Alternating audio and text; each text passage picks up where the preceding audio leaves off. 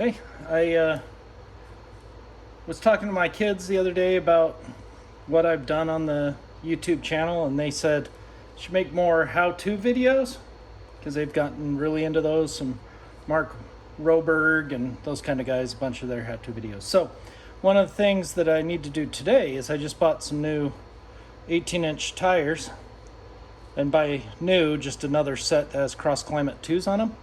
These are the Michelin Energies, but the Cross Climate 2s work really well for winter, summer, all season. They're called all-weather tires, right? Which means they have 3 snow peaks on the tire, which means they're winter rated for snow and ice. You know, much better than the mud plus snow that a regular all season is. It's kind of a higher rating. So anyway, I bought those tires today. I bought some TPMS sensors off of eBay. I just want to make sure everything's kosher. So I'm going to go through and replace all 4 tires with Cross Climate 2s, and then go for a drive, make sure everything's okay, see how my watts per mile is averaging with those tires. It's a really bad time to be doing it because it's, 100 and something degrees outside. It's miserable. But I wanted to make sure everything's okay before much time goes on, and then it's hard to go back to a seller and say, hey, that TPMS sensor isn't working. So what you need to do to change a tire on a Tesla, the first thing you need is a puck. People will argue about the validity of these pucks, that you don't really need them. You can jack the car up by putting the jack where the puck goes in the car, but the pucks are $10 for 4. I'm not really interested in having the car either slip away from the mount point or me just not lining the mount point up right. So I use my $10 puck. And truly, this is a 250 puck. And you can see I've used it very well. Actually, I let somebody borrow this and ended up getting ripped and stuff, but it still works just fine.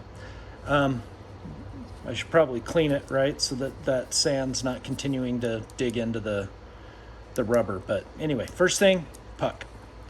The second thing you'll need is a 21 millimeter socket. I use an impact socket, and I use a deep socket. The deep sockets aren't needed on these 18-inch rims. 18-inch rims, the nut is pretty close to the surface, but if you have like a Model S or a Model X, those are deeper seated. And so I just got a impact socket that's kind of a deep seat impact socket, but 21 millimeters. And then if you got a Harbor Freight near you, you can go into the Harbor Freight. They sell these Pittsburgh breaker bars, which is a ripoff of a strap-on, but it works really amazing. The next thing you'll need, I also just went to Harbor Freight and got it, right? But just a torque wrench, and the torque wrench needs to be, I've already set it at it, it's 125 pounds. And you can check for your specific Tesla what the torque spec is, but I believe 125 is for all of the models. But anyway, 125 pounds per square inch. Newton meters, that's, I don't know, looks like it's 18.5. But since I'm in the States, we do foot pounds. And then, so to set that, I should have showed that if anybody is unaware. There's a locking mechanism on the end. You just undo, nope, that's done. You undo the locking mechanism, right? So it's loose. That allows you to twist the handle to adjust the poundage. And then you'll see there's a line right there in the middle. You line that up with the numbers on the handle, and that's lined up between 4 and 6, so it's at 5. Sorry, right there, 5. And then you'll see it goes 120, 130, 140, 150. So it's between 120, 130, and then I spun it to the 5 on the line. And then you tighten that screw, and then the handle won't rotate on you when you're clicking it. Big thing about torque wrenches, these are not used to tighten the bolt.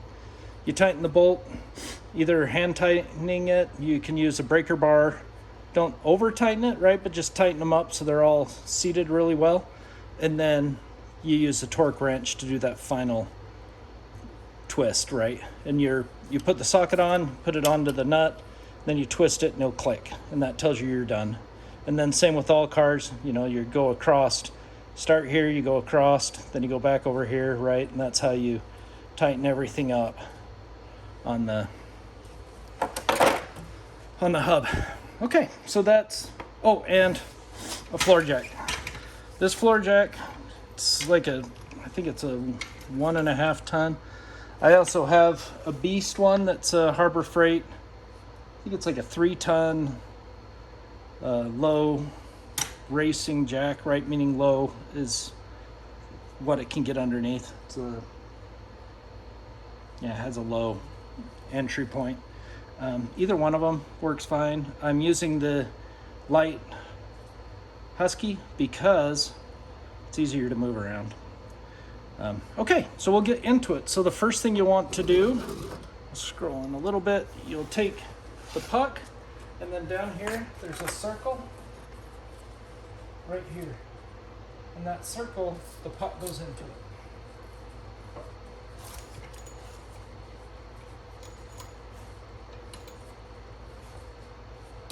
Okay, you'll see that I was spinning it. And I'm spinning it because there's a rubber gasket on it, and I'm spinning that past the piece of metal so it goes into there. Then you line the jack up with the puck. Make sure the jack's just right below the puck, and then seat it onto the puck. Then you just pump it up. I only do like one pump, and this part you can skip on the back, but on the front you definitely should follow the process of keeping the weight on the tire, because when you're loosening those nuts, if you're doing it on the front of the car doesn't have a parking brake, and so the wheel will just spin.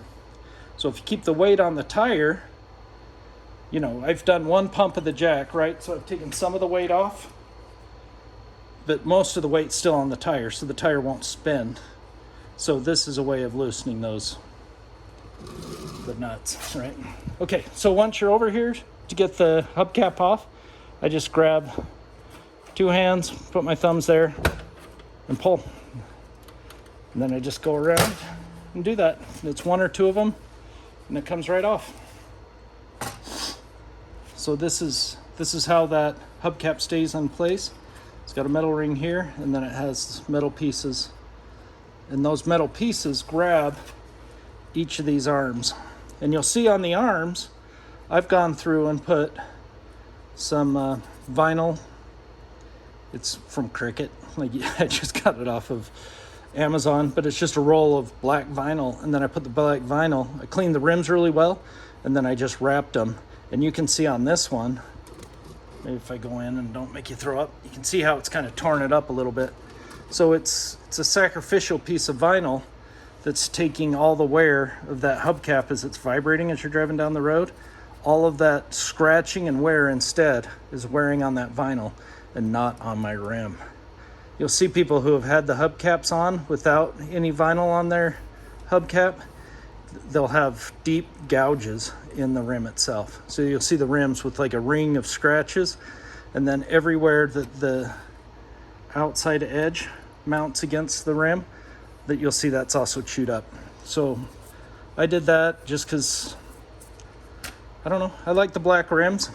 I would like to keep them in good shape, and if the hubcaps ever die or these metal brackets fall off or they break, I can go back to the rim. I can just pull this vinyl off, and then, you know, my rim should be in pretty good shape.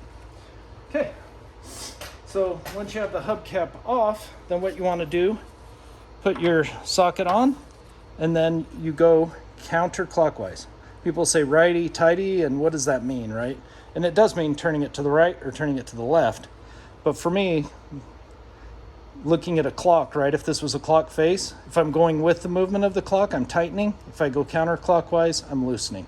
So for me, I go clockwise, counterclockwise, and that's easier for me to visualize than righty-tighty, lefty-loosey. It doesn't have the same ring to it. But anyways, so once it's on there, then just, you know, loosen, do about a 180-degree turn. And then I do it the same way. I go across, right? 180 turn, go to the next one, 180-degree turn, the next 180, And then the last one, this one won't quite get 180, so I'll take it off and do it again, right? So they're all loose, you know, finger tight. And this one, these will become tight after you do that because the wheel will kind of shift a little bit. So only do about 180 worth. After that, use your floor jack, pump the car up, or get the weight off the tire. Okay, so the weight's off the tire.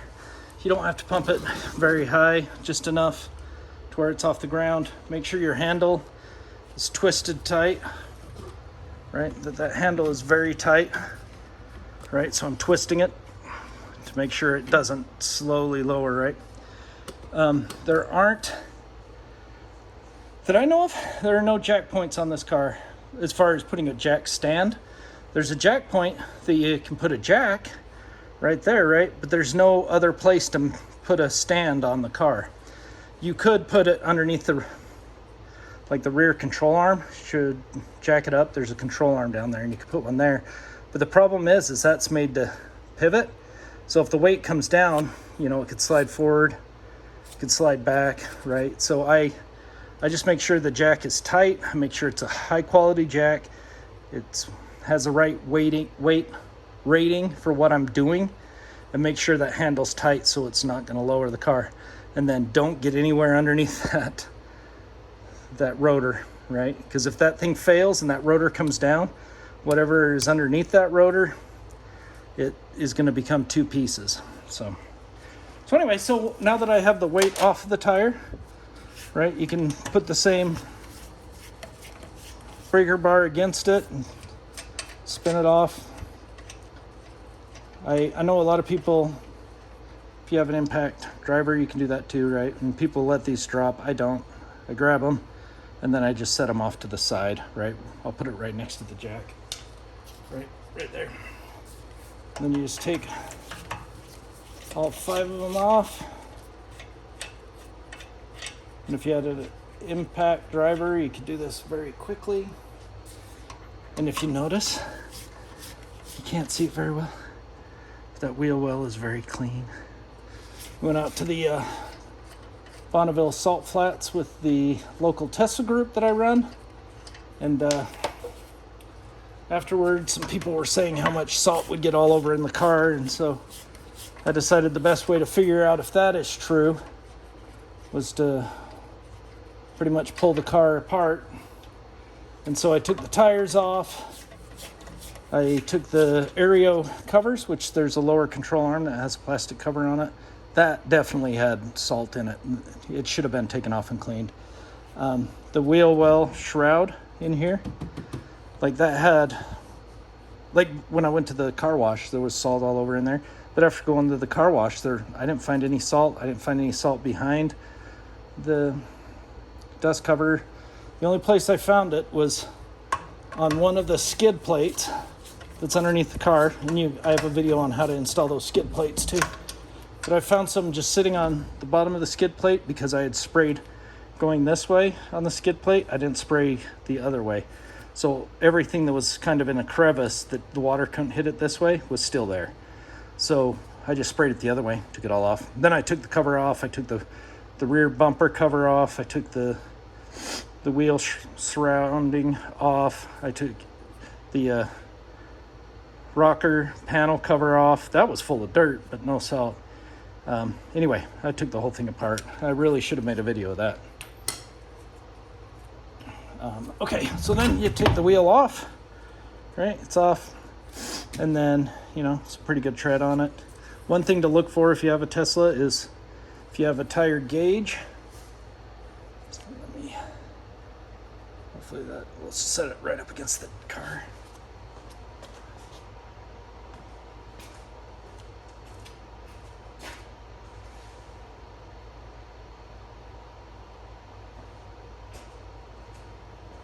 I've got tire tread depth gauges all over the place. Oh, here it is. So one thing you want to do when you take your tire off, summer, winter, whatever you're doing, put the tread gauge into the tread, push it down, you know, take a look at where it's at. So that one's between 7 and 8, 30 seconds. 7 and 8. Then do the same thing on the middle. See if it moves down any. It's between 7 and 8. And then go to the inside edge, especially if you have a Model S or Model X. Look at that inside edge and see where you're at. So this is between 7 and 8 too. And then I actually go and, well, it's not really a good indicator, but look and kind of look on the tread and see, you know, if your tread's starting to smooth out on the inside edge versus what you have on the outside edge. And what that is that's the camber arm. If you look, I've got a video on how to replace those camber arms. But if your camber arm, like Teslas, they tend to have the tires leaning in. And so you'll end up wearing this inside edge of your tire out while the rest of your tread looks good. So, you know, pay a lot of attention to that inside tread. And mine, I think it's looking pretty good. I'll probably just order the camber kit for the Model 3 anyways, because it's $100 and tires are $1,000. So, you know, it's kind of a good investment to do. Okay, so once you have the old tire off, one thing you want to do is come in and look at your brake pad. And you want to see your brake pad. You can fill the metal plate and then you can fill the pad and see how much is there. You can do the same thing.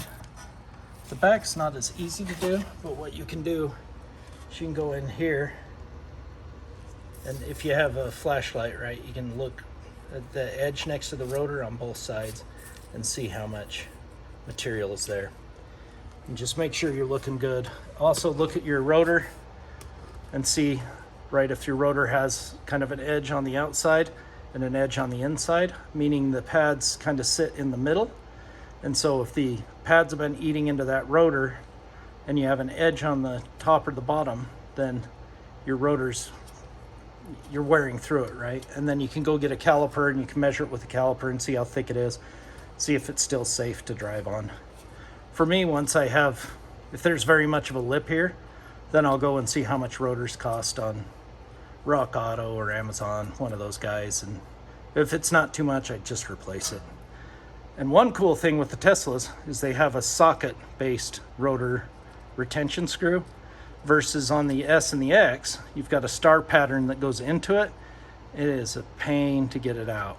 So if you have one of those, get a propane torch, start torching it before you even try to get it off.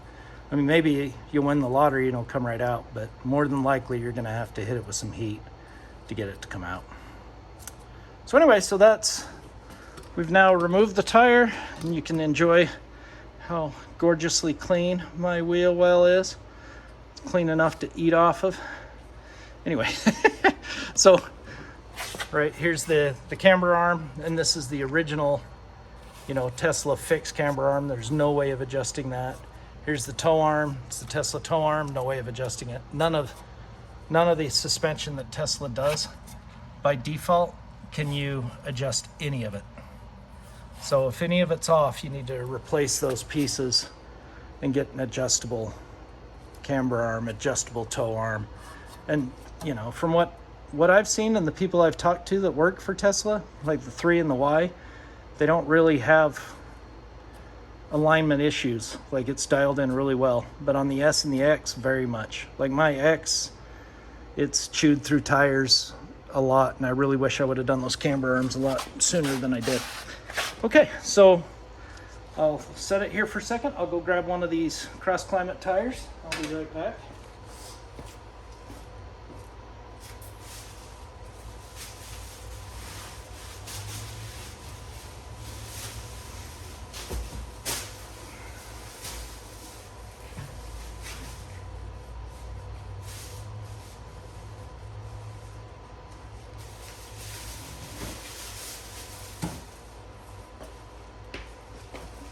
One of the front tires. By front, meaning whichever tire has the most wear, those should go on the front. The ones with the least amount of wear go on the rear.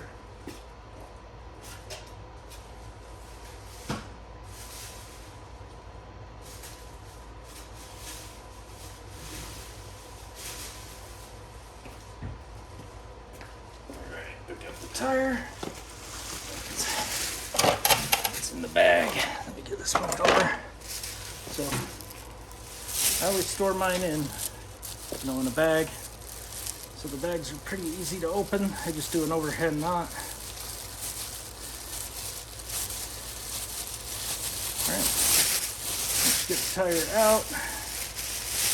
Right, and you'll see, like on this one, get it turned, you'll see that inside edge, see how it's more worn on it than on the outside edge, right? So for this one, when I had him install it, he reversed that. So the worn side is on, now it's on the outside of the tire, where the rim is, or the face of the rim, and then the less worn is on the inside. So that way, if I have the same camber problems, it'll start wearing from this side and it will catch up to that side. But you can see there, I think that's like 6/32 on that edge. And this in here is 7 to 8. And this is 7 to 8. So it's really wearing that inside edge. So, let me get this other screw, so they're not off.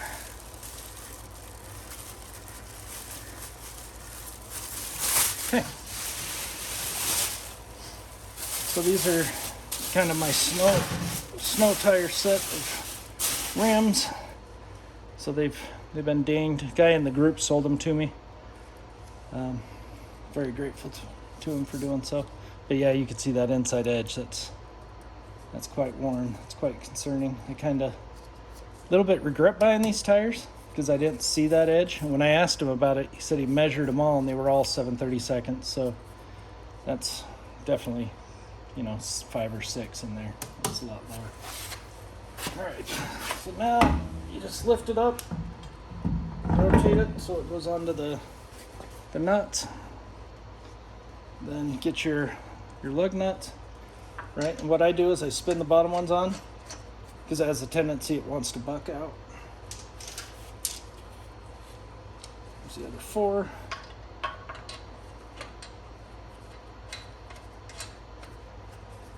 You spin them on.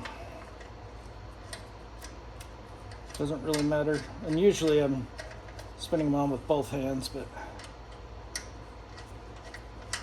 this time I'm just using the one.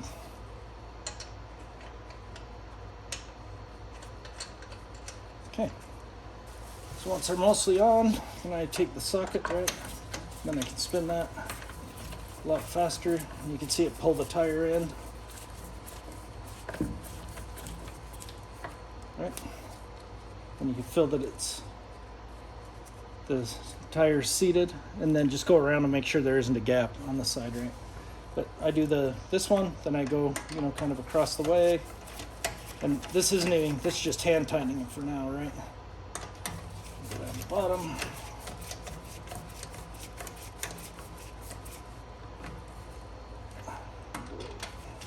Diagonal, right? You're kind of drawing a star, like when you were a little kid, right? 5-pointed star.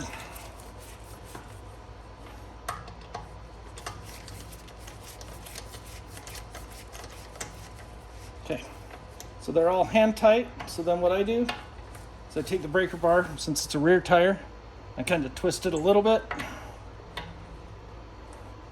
get it a little tight. Right, that's pretty good.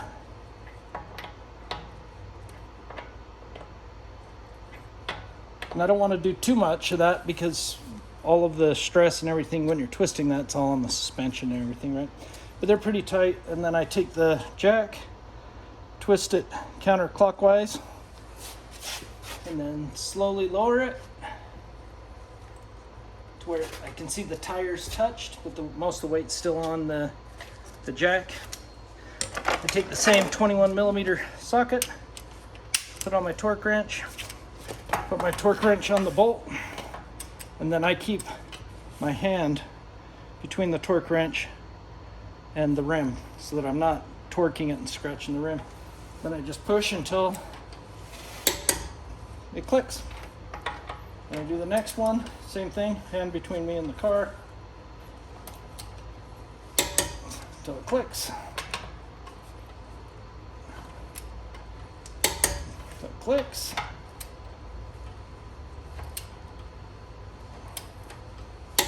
Clicks. There we go. So that's it. So if I, like, you can't really see it very well, but these are already pretty torn up on the rims. So I don't know if I'll put the vinyl on them or not because their damage is already done. One thing I do is I take a little bit of like white lithium grease and I brush the rust off of the CV axle, and I spray a little bit of that grease on there. Not so much that you have to worry about it penetrating the bolt. I just do a little bit just so it keeps it from rusting, and then smear it around, and it just creates a waterproof layer on top of the metal so it won't rust as much.